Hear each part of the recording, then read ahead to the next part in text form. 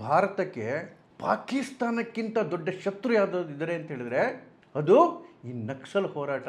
ನೀವು 2007ರ ಪಿಕ್ಚರ್ ನೋಡಬೇಕು. ನೇಪಾಳಿಂದ ಹಿಡ್ಕೊಂಡು ತಮಿಳ್ನಾಡುವರೆಗೂ ಕಂಪ್ಲೀಟ್ ಭೂಭಾಗ, ಭಾರತದ ಸುಮಾರು 35-40% ಭೂಭಾಗ ಸಂಪೂರ್ಣವಾಗಿ ನಕ್ಸಲರ ಹಿಡಿತಕ್ಕೆ ಬಂದ್ಬಿಟ್ಟಿತ್ತು. ಅವಳೊಬ್ಬಳಿದ್ದಾಳೆ ತಲೆಮಾಸ್ತಳು ಅರುಂಧತಿ ರಾಯ್ ಅಂತ ಹೇಳಿ, ಗಾಂಧಿ ವಿತ್ ಗನ್ಸ್ ಅಂತ ಹೇಳಿದ್ಲು ಇವ್ರಿಗೆ. ಅಂದರೆ ನಕ್ಸಲ್ಸ್ ಎಲ್ಲ ಗಾಂಧಿಗಳಂತೆ, ಗನ್ ಹಿಡ್ಕೊಂಡಿರೋ ಗಾಂಧಿಗಳಂತೆ. ಅದಕ್ಕೆ ಇವಾಗ ನಮ್ಮ ಸರ್ಕಾರ ಮತ್ತು ಸೈನ್ಯ ಅದೇ ಗನ್ನನ್ನು ತೋರಿಸ್ತಾ ಇದೆ ನಕ್ಸಲರ ಒಳಗಡೆಗೆ. 2050ರಷ್ಟೊತ್ತಿಗೆ ಇಡೀ ಭಾರತವನ್ನೇ ನಾಶ ಮಾಡ್ತಕ್ಕಂತಹ ಪ್ಲಾನ್ ಹಾಕ್ಕೊಂಡಿದ್ರು. ಬರೀ ಪ್ಲಾನ್ ಹಾಕಿರಲಿಲ್ಲ, ಅದರ ಎಕ್ಸಿಕ್ಯೂಷನ್ ಕಡೆಗೆ ಸಕ್ಸಸ್ಫುಲ್ ಆಗಿ ನಡೀತಾ ಇದ್ರು. ಮೋದಿ ಸರ್ಕಾರ ಬರದೇ ಇದ್ದಿದ್ರೆ ಇದು ಆಗಿ ಹೋಗಿರೋದು.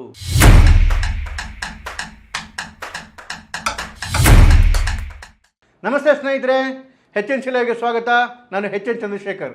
ದಯಮಾಡಿ ಸ್ನೇಹಿತರೆ HN ಲೈವನ್ನು ಸಬ್ಸ್ಕ್ರೈಬ್ ಮಾಡಿ. ನಿಮ್ಮ ಎಲ್ಲ ಸ್ನೇಹಿತರುಗಳಿಗೆ, ಬಂಧುಗಳಿಗೆ ಸಬ್ಸ್ಕ್ರೈಬ್ ಮಾಡಲಿಕ್ಕೆ ಹೇಳಿ. ಈ ವಿಡಿಯೋ ಇಷ್ಟ ಆದರೆ ದಯಮಾಡಿ ಲೈಕ್ ಮಾಡಿ, ಫಾರ್ವರ್ಡ್ ಮಾಡಿ.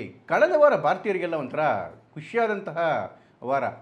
ಒಂದು ಕಡೆಗೆ ಆಪರೇಷನ್ ಸಿಂಧೂರದಲ್ಲಿ ಭಾರತದ ಸೈನ್ಯ ಪಾಕಿಸ್ತಾನವನ್ನು ರುಬ್ಬಿ ಹಾಕ್ತಾ ಇದ್ದರೆ, ಅದಾದ 2 ದಿವಸಕ್ಕೆ ನಮ್ಮೆಲ್ಲರ ಪ್ರೀತಿ ಪಾತ್ರರಾದಂತಹ ಅನ್ನೋನ್ ಗನ್ಮ್ಯಾನ್ ಪಾಕಿಸ್ತಾನದಲ್ಲಿ ಮತ್ತೆ ತಮ್ಮ ಇನ್ನಿಂಗ್ಸನ್ನು ಶುರು ಹಚ್ಕೊಂಡಿದ್ರು. ಲಷ್ಕರ್ ಎ ತೊಯ್ಬಾದ ಇಬ್ಬರು ಟಾಪ್ ಲೀಡರ್ಸ್ನ ಅನ್ನೋನ್ ಗನ್ಮ್ಯಾನ್ ಎಲಿಮಿನೇಟ್ ಮಾಡಿದ್ದ. ಆದರೆ ಇವೆರಡಕ್ಕಿಂತ ಅತಿ ದೊಡ್ಡ ಒಂದು ಘಟನಾವಳಿ ಭಾರತದಲ್ಲಿ ನಡೀತು. ಅತ್ಯಂತ ದೊಡ್ಡ ಘಟನಾವಳಿ ಅದೇನಂತ ಹೇಳಿದ್ರೆ, ನಕ್ಸಲ್ ಹೋರಾಟವನ್ನು ಸಂಪೂರ್ಣವಾಗಿ ಸರ್ವನಾಶ ಮಾಡ್ತಕ್ಕಂತಹ ನಮ್ಮ ಹೋರಾಟದಲ್ಲಿ ಒಂದು ದೊಡ್ಡ ಹೆಜ್ಜೆಯನ್ನು ನಾವಿಟ್ಟಿದ್ವಿ. ಕಳೆದ ವಾರ ನಮ್ಮ STF ಮತ್ತು CRPF ನಕ್ಸಲರ ಅತಿ ದೊಡ್ಡ ನಾಯಕ, ಅವರ ಸಂಘಟನೆಯ ಪ್ರಧಾನ ಕಾರ್ಯದರ್ಶಿ ಆಗಿದ್ದ, ಆ ಸಂಘಟನೆಗಳ ಸೂತ್ರಧಾರ ಆಗಿದ್ದ ಮೇನ್ ಕಲ್ಪ್ರಿಟ್ ಬಸವರಾಜ್. ಇವನ ಮೂಲ ಹೆಸರು ನಂಬಾಲ ಕೇಶವರಾವ್. ಇವನ ಜೊತೆ ಇನ್ನು 26 ಜನ ಡ್ರೆಡೆಡ್ ನಕ್ಸಲ್ಸ್ಗೆ ನರಕದ ದಾರಿ ತೋರಿಸಿದ್ರು. ನಮ್ಮ CRPF ಮತ್ತು ನಮ್ಮ STF ನರಕಕ್ಕೆ ಅಟ್ಟಿದ್ರು ಅವ್ರನ್ನ. ನೋಡಿ, ಒಂದು ಮಾತು ಹೇಳಿದ್ರೆ ನಿಜವಾಗ್ಲೂ ಆಶ್ಚರ್ಯ ಪಡಬೇಡಿ. ಭಾರತಕ್ಕೆ ಪಾಕಿಸ್ತಾನಕ್ಕಿಂತ ದೊಡ್ಡ ಶತ್ರು ಯಾವುದಾದ್ರು ಅಂತ ಹೇಳಿದ್ರೆ ಅದು ಈ ನಕ್ಸಲ್ ಹೋರಾಟ. ನಿಜ ನೋಡಿ, ಪಾಕಿಸ್ತಾನ ಒಂದು ಸಣ್ಣ ಪುಟ್ಟ ಅಲ್ಲಿ ಇಲ್ಲಿ ಹಾನಿ ಮಾಡ್ಬೋದು ಭಾರತಕ್ಕೆ, ಬಿಟ್ಟರೆ ಭಾರತವನ್ನು ನಾಶ ಮಾಡ್ತಕ್ಕಂಥ ಶಕ್ತಿ ಆಗಲಿ ತಾಕತ್ತಾಗಲಿ ಪಾಕಿಸ್ತಾನಕ್ಕೆ ಇರಲಿಲ್ಲ. ಆದರೆ ಈ ನಕ್ಸಲರು 2050ರಷ್ಟೊತ್ತಿಗೆ ಇಡೀ ಭಾರತವನ್ನೇ ನಾಶ ಮಾಡ್ತಕ್ಕಂತಹ ಪ್ಲಾನ್ ಹಾಕ್ಕೊಂಡಿದ್ರು. ಬರೀ ಪ್ಲಾನ್ ಹಾಕಿರಲಿಲ್ಲ, ಅದರ ಎಕ್ಸಿಕ್ಯೂಷನ್ ಕಡೆಗೆ ಸಕ್ಸಸ್ಫುಲ್ ಆಗಿ ನಡೀತಾ ಇದ್ರು. ಮೋದಿ ಸರ್ಕಾರ ಬರದೇ ಇದ್ದಿದ್ರೆ ಇದು ಆಗಿ ಹೋಗಿರೋದು. ನೋಡಿ, 2010ರಲ್ಲಿ ಆಗ UPA ಸರ್ಕಾರ, ಆವಾಗಿನ ಹೋಮ್ ಸೆಕ್ರೆಟರಿ ಗೋಪಾಲ್ ಪಿಳ್ಳೈ, ಈ ಹೋಮ್ ಸೆಕ್ರೆಟರಿ ಅವರ ಅಫಿಷಿಯಲ್ ಸ್ಟೇಟ್ಮೆಂಟ್ ಏನು ಗೊತ್ತಾ? 2050ರಷ್ಟೊತ್ತಿಗೆ ನಕ್ಸಲರು ತಮ್ಮ ಶಸ್ತ್ರಾಸ್ತ್ರ ಹೋರಾಟದಿಂದ ಭಾರತದ ಪ್ರಜಾಪ್ರಭುತ್ವವನ್ನು ಕಿತ್ತಾಕಿ ಆಡಳಿತಕ್ಕೆ ಬರ್ತಾರೆ, ಸರ್ಕಾರವನ್ನು ಕಂಟ್ರೋಲಿಗೆ ತಗೊಳ್ತಾರೆ. ಇದು ಹೋಮ್ ಸೆಕ್ರೆಟರಿ ಅಫಿಷಿಯಲ್ ಸ್ಟೇಟ್ಮೆಂಟ್. 2050ರಷ್ಟೊತ್ತಿಗೆ ಭಾರತವನ್ನು ಸಂಪೂರ್ಣವಾಗಿ ಆಡಳಿತಕ್ಕೆ ತಗೊತಾರೆ ಅಂತ ಹೇಳಿ ಆ ಮಟ್ಟ ಕೊಟ್ಟೋಗಿದ್ರಿ. ಅವ್ರ ಮಾತಲ್ಲಿ ಉತ್ಪ್ರೇಕ್ಷೆ ಏನೂ ಇರಲಿಲ್ಲ. ನೋಡಿ, ಆ ಸಂದರ್ಭದಲ್ಲಿ ನೀವು 2007ರ ಪಿಕ್ಚರ್ ನೋಡಬೇಕು. ನೇಪಾಳಿಂದ ಹಿಡ್ಕೊಂಡು ತಮಿಳ್ನಾಡುವರೆಗೂ ಕಂಪ್ಲೀಟ್ ಭೂಭಾಗ, ಭಾರತದ ಸುಮಾರು 35-40% ಭೂಭಾಗ ಸಂಪೂರ್ಣವಾಗಿ ನಕ್ಸಲರ ಹಿಡಿತಕ್ಕೆ ಬಂದ್ಬಿಟ್ಟಿತ್ತು. ನೇಪಾಳ, ಅದಾದಮೇಲೆ ಉತ್ತರ ಪ್ರದೇಶದ ಭಾಗಗಳು, ಬಿಹಾರ, ಛತ್ತೀಸ್ಗಢ, ಜಾರ್ಖಂಡ, ಒರಿಸ್ಸಾ, ಆಂಧ್ರ ಪ್ರದೇಶ, ತೆಲಂಗಾಣ, ಕರ್ನಾಟಕದ ಭಾಗಗಳು, ಮಹಾರಾಷ್ಟ್ರದ ಭಾಗಗಳು, ತಮಿಳುನಾಡು, ಸುಮಾರು 40% ಹತ್ತತ್ರ ಅರ್ಧಕ್ಕರ್ಧ ಭಾರತ ದೇಶವೇ ಆಗಲೇನೆ ನಕ್ಸಲರ ಕಪಿಮುಷ್ಟಿಗೆ ಸಿಲುಕಾಗಿತ್ತು. 2006ರಲ್ಲಿ ಮನಮೋಹನ್ ಸಿಂಗ್ ಒಂದು ಮಾತು ಹೇಳಿದ್ರು, ಆಗ ಪ್ರೈಮ್ ಮಿನಿಸ್ಟರ್ ಅವ್ರು ಹೇಳಿದ್ರು, ಭಾರತಕ್ಕೆ ಅತಿ ದೊಡ್ಡ ಆಂತರಿಕ ಪಿಡುಗು ನಕ್ಸಲರು ಅಂತ ಹೇಳಿ. ಪ್ರೈಮ್ ಮಿನಿಸ್ಟರ್ ಬಾಯಲ್ಲಿ ಬಂದಂಥ ಮಾತು. ಅವ್ರು ಹೇಳಿದ್ರಷ್ಟೇ, ಬೇರೆ ಯಾವ ಕೆಲಸನೂ ಮಾಡಲಿಲ್ಲ. ಅದನ್ನು ನಾಶ ಮಾಡ್ತಕ್ಕಂಥ ಕೆಲಸಕ್ಕೇನು ಪ್ರಯತ್ನನೇ ಮಾಡಲಿಲ್ಲ ಸರ್ಕಾರ. ಯಾಕೆಂದರೆ ಅವ್ರ ಕೈಲಿ ಆಗ್ತಲೂ ಇರಲಿಲ್ಲ ಮಾಡೋದಕ್ಕೆ, ಅಷ್ಟು ದೊಡ್ಡದಾಗಿ ಬೆಳೆದು ಬಿಟ್ಟಿತ್ತು. ಭಾರತದ 180 ಜಿಲ್ಲೆಗಳು ನಕ್ಸಲರ ಕಪಿಮುಷ್ಟಿಲಿದ್ವು. 180 ಜಿಲ್ಲೆ. ಆದರೆ ಇವತ್ತು ಯಾವ ನಾಯ್ಪಾಡಿಗೆ ಬಂದಿದೆ ಅಂತ ಹೇಳಿದ್ರೆ ಅವ್ರ ಪರಿಸ್ಥಿತಿ, 180 ಜಿಲ್ಲೆಯಲ್ಲಿ ಆಡಳಿತ ಮಾಡ್ತಿದ್ದಂತಹ, ಅದನ್ನು ಕಬ್ಜಾ ಮಾಡ್ಕೊಂಡಿದ್ದಂತಹ ನಕ್ಸಲ್ ಇವತ್ತಿರ್ತಕ್ಕಂಥದ್ದು ಕೇವಲ 6 ಜಿಲ್ಲೆಯಲ್ಲಿ ಅಷ್ಟೇ ಅವ್ರ ಪ್ರೆಸೆನ್ಸ್ ಇದೆ. ಅದರಲ್ಲೂ ಕೂಡ ಅಮಿತ್ ಶಾ ಹೂಂಕಾರ ಹಾಕಿದರೆ ಮುಂದಿನ ವರ್ಷ ಅಂದರೆ 2026ರ ಮಾರ್ಚ್ 31ನೇ ತಾರೀಕು ಒಬ್ಬನೇ ಒಬ್ಬ ನಕ್ಸಲ್ ಕೂಡ ಬದುಕಿರಲ್ಲ ಅಥವಾ ನಕ್ಸಲ್ ಆಗಿ ಉಳಿದಿರಲ್ಲ. ನಕ್ಸಲ್ ಹೋರಾಟವನ್ನು ಸಂಪೂರ್ಣವಾಗಿ ಹತ್ತಿಕ್ತೇವೆ ಅಂತ ಹೇಳಿ ಇನ್ನಿರೋದೇ ಒಂದು 8 ತಿಂಗಳು. ನೋಡಿ ಎಷ್ಟು ಭೀಕರ ಬೀಭತ್ಸ ಇವರ ಇತಿಹಾಸ ಅಂತ ಹೇಳಿದ್ರೆ, ಒಂದು ರಿಪೋರ್ಟ್ ಹೇಳುತ್ತೆ 1980ರಿಂದ 2011ರವರೆಗೆ ಸುಮಾರು 10,000ಕ್ಕಿಂತ ಹೆಚ್ಚು ಹತ್ಯೆಗಳನ್ನ ಮಾಡಿದ್ದಾರೆ ಈ ನಕ್ಸಲ್ಸು. ಅದರಲ್ಲಿ ಅತಿ ಹೆಚ್ಚು ಜನಸಾಮಾನ್ಯರು, 10,000ಕ್ಕಿಂತ ಜಾಸ್ತಿ, ಲಕ್ಷಾಂತರ ಜನ ಮನೆ ಮಠ ಕಳ್ಕೊಂಡ್ಬಿಟ್ಟಿದ್ದಾರೆ. ಇನ್ನೊಂದು ರಿಪೋರ್ಟ್ ಹೇಳುತ್ತೆ 1996ರಿಂದ 2022ರವರೆಗೆ 13,000ಕ್ಕೂ ಹೆಚ್ಚು ಜನ ನಕ್ಸಲರ ಆತಂಕಕ್ಕೆ ಬಲಿಯಾಗಿದ್ದಾರೆ. ನೋಡಿ ಇವರು ಆಪರೇಷನ್ ಹೇಗೆ ನಡೀತಿತ್ತಂತೆ ನಕ್ಸಲೈಟ್ಸ್ದು. ಯಾವುದಾದ್ರು ಮನೆ ಒಳಗಡೆಗೆ 4 ವರ್ಷದಿಂದ 6 ವರ್ಷದ ಮಕ್ಕಳಿದ್ರೆ ಮನೆ ಒಳಗಡೆಗೆ ನುಗ್ಗಿ ಆ ಮಕ್ಕಳನ್ನ ಹೊತ್ಕೊಂಡೋಗೋರು.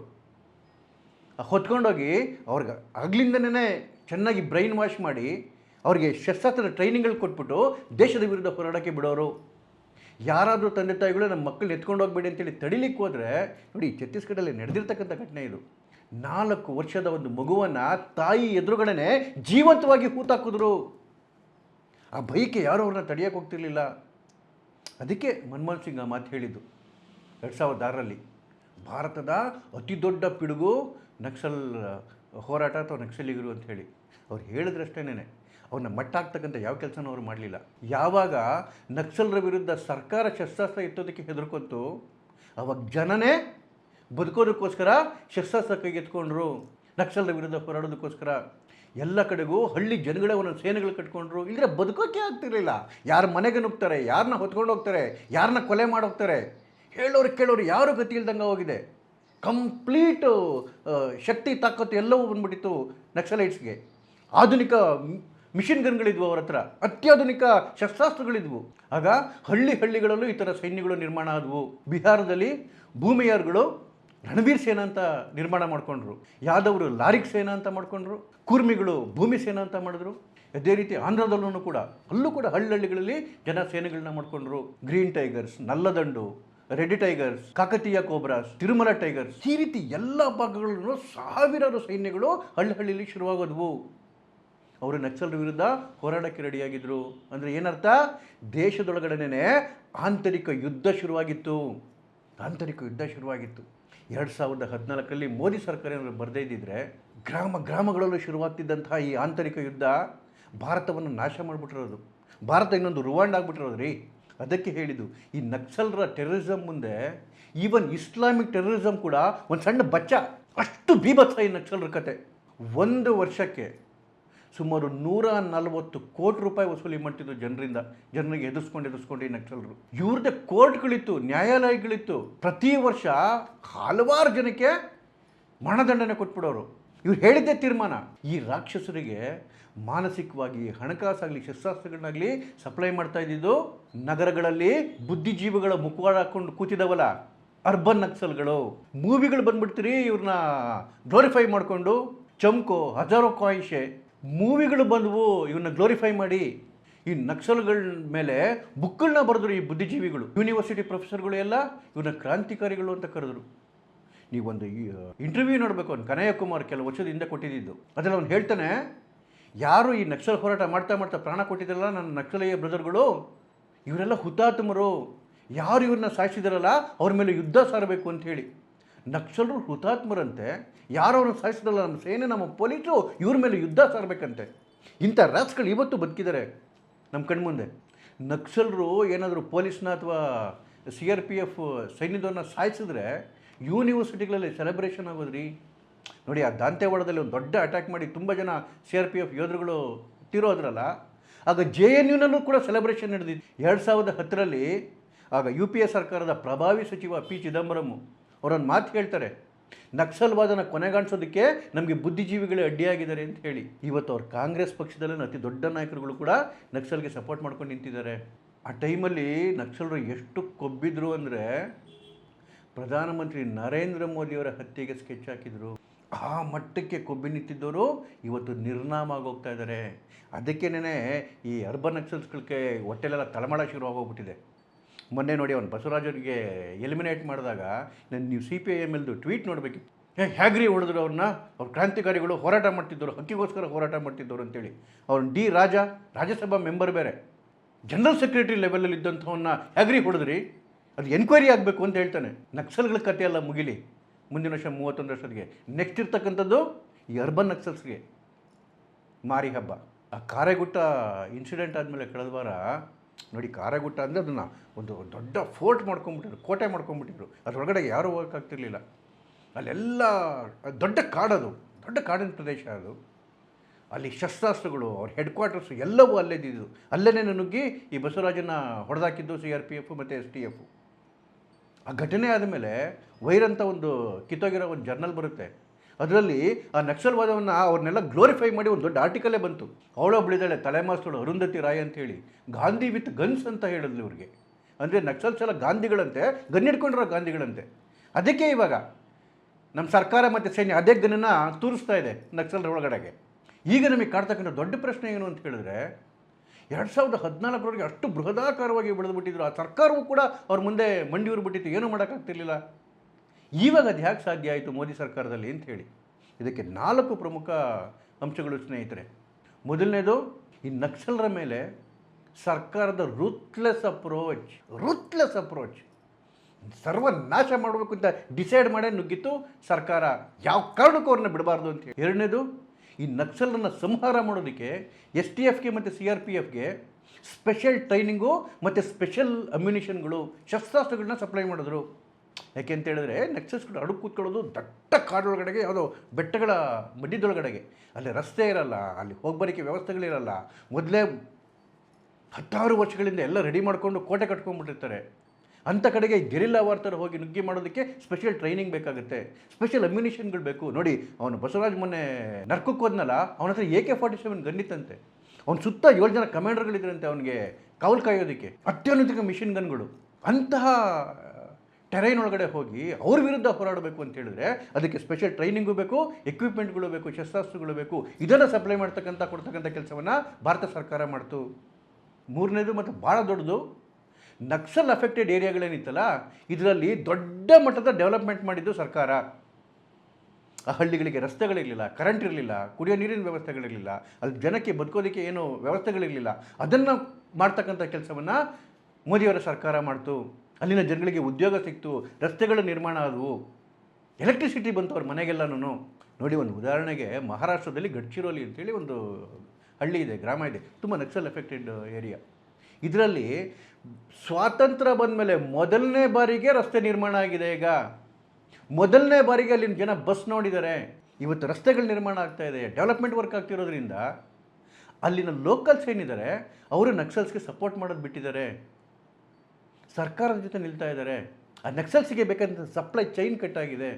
ನಾಲ್ಕನೇದು, ನಕ್ಸಲರ ಬಹುದೊಡ್ಡ ನಾಯಕರುಗಳನ್ನ, ಏನು ಟಾಪ್ ಲೀಡರ್ಸ್ ಇತ್ತಲ್ಲ, ಇವರೆಲ್ಲರನ್ನೂ ಮುಗಿಸ್ಕೊಂಬಂತು ನಮ್ಮ ಸೈನ್ಯ, ಇವರೆಲ್ಲರನ್ನೂ ಮುಗಿಸ್ಕೊಂಬಂದ್ವು ನಮ್ಮ ಪಡೆಗಳು.